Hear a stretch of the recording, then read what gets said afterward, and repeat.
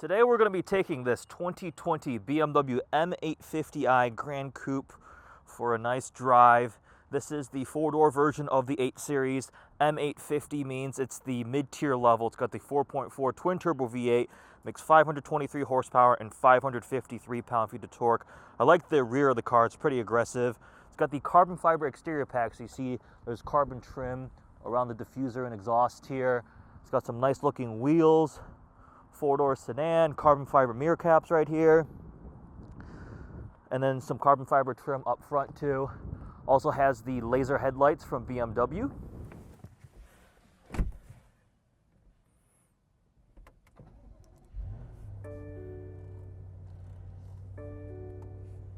This car is pretty heavily equipped, so sticker price on this one is over $122,000. We have the Bowers & Wilkins upgraded sound system, which was around $3,400. This nice red leather interior. We've got the full driver assist feature suite. We've got the glass controls too. Look at the center shifter dial transmission. Pull it back, we're in drive now with the M steering wheel. We have wireless CarPlay, so with my iPhone here, hook it up, automatically launch Spotify. Open up, see all the apps, Google Maps, and then there's a wireless charging pad right there, so I put the phone right behind the cup holders. We're in drive, we're in comfort mode right now. Let's head out. So again, this car is not supposed to be the top of the line, most aggressive full M model. That is now the M8, which has a similar engine to this, just makes a little bit more horsepower. It's at 600. Again, this is at 523, which is plenty. It is a large, heavy vehicle, though. Curb weight is somewhere in the range of 4,600 pounds. I think maybe slightly higher than that. But with all-wheel drive and that plenty of horsepower and torque, it will do 60 in 3.5 seconds, which is quite quick. It's quite an enjoyable experience driving this thing, because again, it's like a Grand Tourer. It's not a sports car. It's not pretending to. It weighs way too much to be anything like that. It's a luxury performance GT vehicle. Does a pretty good job of that. We're in comfort mode, so just engine stop started. I can turn that off because I don't want that. Let's put it in full Sport Plus mode. You can kind of hear the exhaust already get louder. Okay, hello semi-truck. I guess you're going through the roundabout now. Great.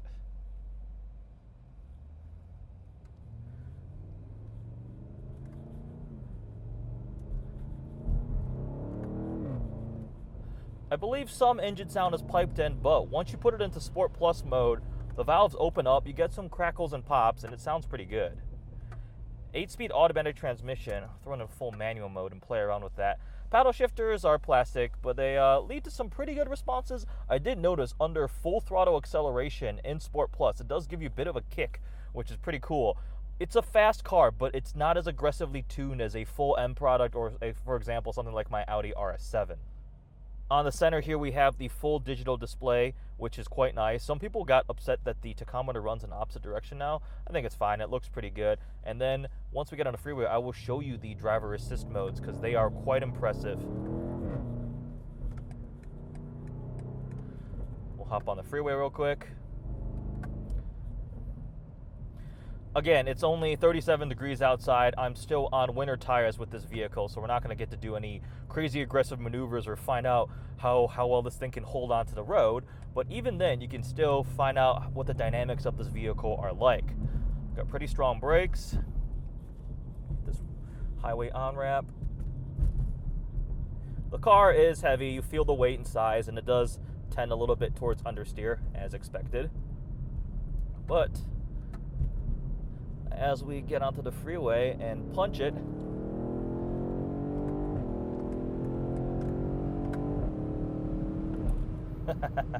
and now once we're on the freeway, we'll put it back into comfort mode, back into automatic, and just let it cruise along. So now I want to demonstrate the driver assist. So now we're in assisted driving, and this is full everything. You can see there's a green steering wheel. It's matching adaptive cruise control speed, and look at the center there. It's got this graphic of the car itself. Now I'm going to let off the gas. We'll up the speed a little bit. We've got our distance set, and the steering wheel, it's on its own now. So I can sit here and enjoy a little relaxing cruise in my 8 Series as it's doing its own thing. But you see, it's lighting up yellow because I don't have my hands on the wheel anymore. So it needs some amount of driver input still. You have to be paying attention. You can't sit there reading a book, which you shouldn't do in any car because they don't have that level of ability yet. So, but if you just rest one hand on it, it'll be happy to cruise along. It handles curves, it'll take turns, actually will also identify what kind of roadway you're on. Like when you're on a highway ramp, it goes ramp.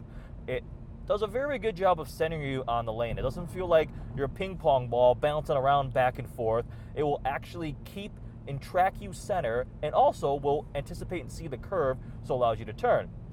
There's a car coming up right next to me, and I'll show you guys. It'll actually render the graphic of a vehicle around you, so it's aware of that. So it's coming up on my right-hand side. You can see it appears right there. It'll pass me. I should probably speed up because I'm in the left lane. But you can see they're right there. Hello, Toyota. And it's rendered there. And the other really cool thing is there's no trucks around us nearby right now. But if there was a large semi-truck or any sort of big truck, it would actually render it as a different type of vehicle. It can recognize that it's this larger vehicle. But again, just a hand here. It'll handle perfectly fine. We're tracking straight. Now, there's a curve coming up, and I'll show you guys. It does a very good job with the turn also. You learn to trust it. Initially, when I first tried this vehicle and the driver assist, I was kind of like hovering the entire time. But after a while, I mean, just cruising on the freeway, it just takes over, and it's quite good. So right now, you see the wheels already turning. It's following the curve. I'm not bouncing off the lane marker on the left side of the lane, but it still wants my hands there. So I will gently rest. I'm not actually creating a significant amount of steering input. My fingers are just gently resting right here. I believe also right in the middle, those are sensors that view you to make sure you're paying attention. I think it's a redundant type of system. Interesting, to the naked human eye, you cannot see anything. It's just a little black screen type of thing. But if I take a picture or a video, you see these like 4 glowing ultraviolet little lights. So it's some sort of sensor system, or maybe a camera sitting in there to make sure I don't have a book right up here in front of my line of sight. At freeway speeds, this is comfortable, it's smooth, there is not a lot of wind noise you can hear. It's tire noise is all right. I mean, our Michigan roads suck. We just went over a piece of crappy concrete.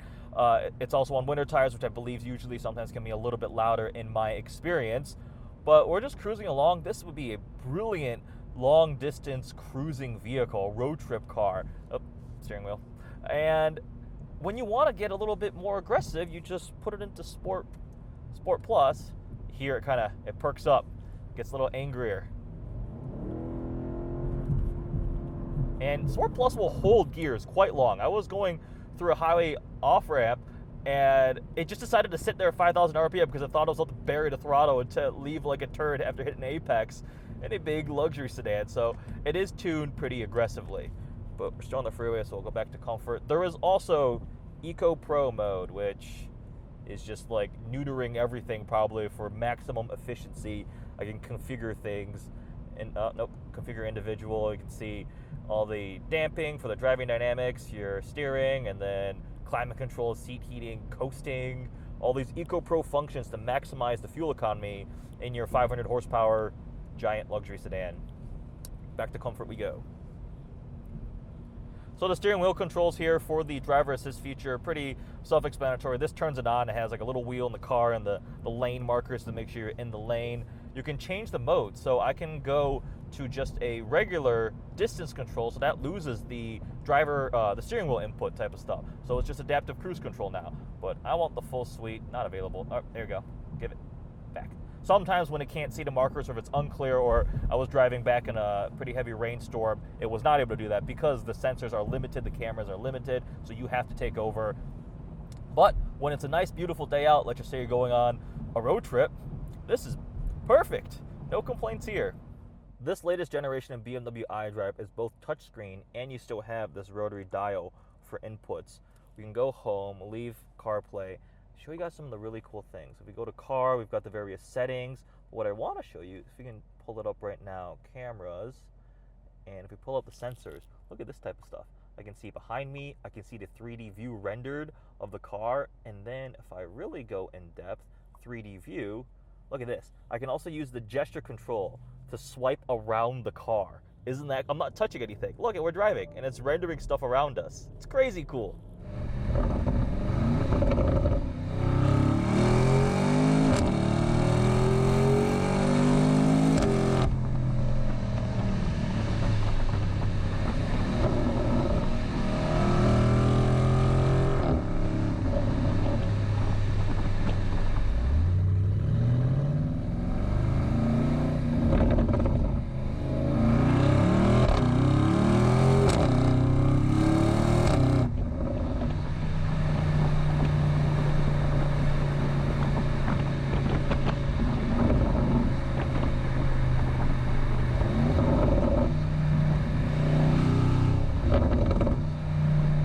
This engine does not rev out very high. You see the red line right there at 6,000 RPM, but the torque down low is tremendous. I kind of almost more enjoy just keeping in the low rev range and feeling the torque punch you in the back. It's quite nice, actually.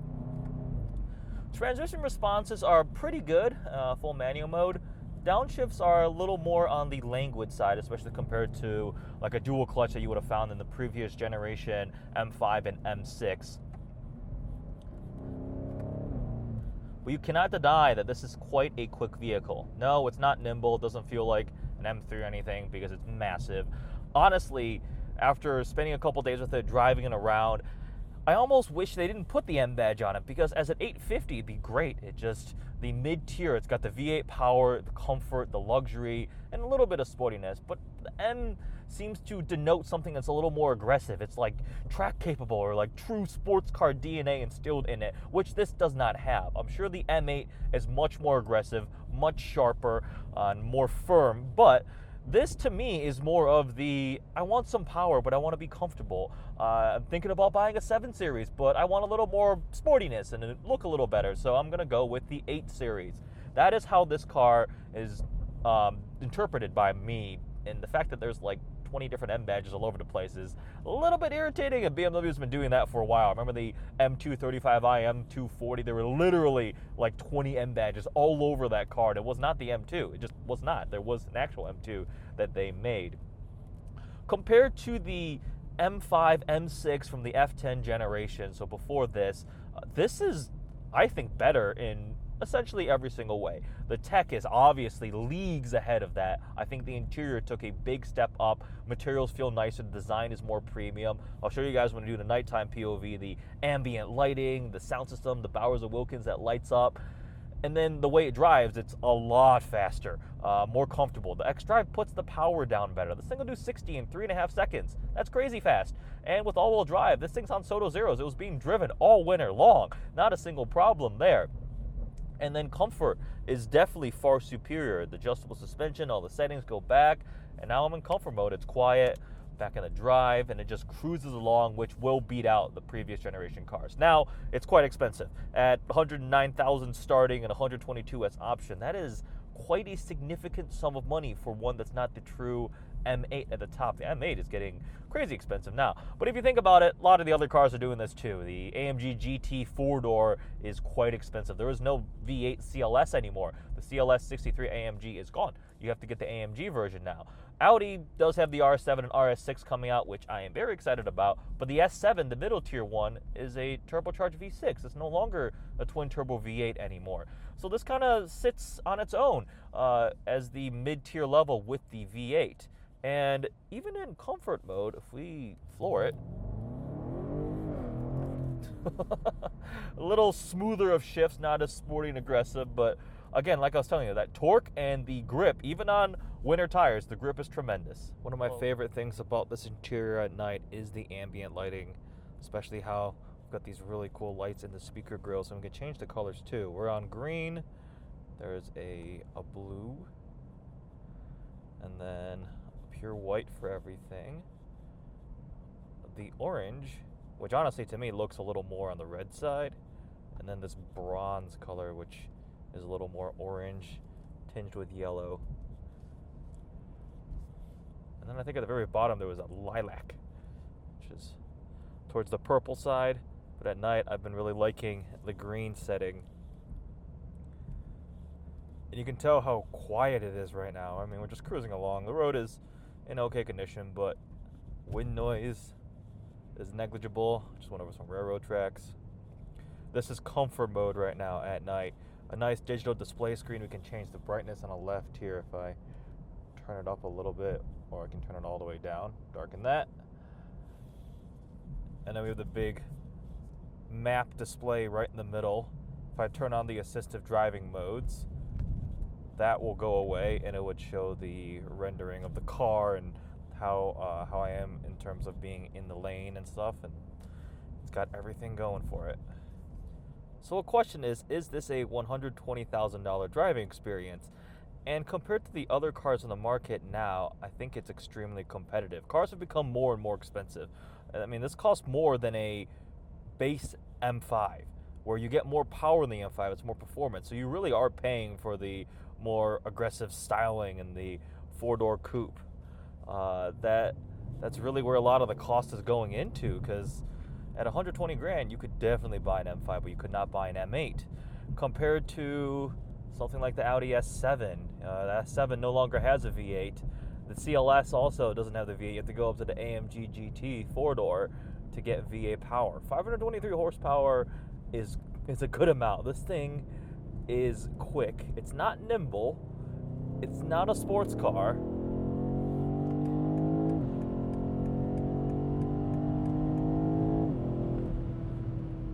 It also full throttle shifts in Sport Plus mode.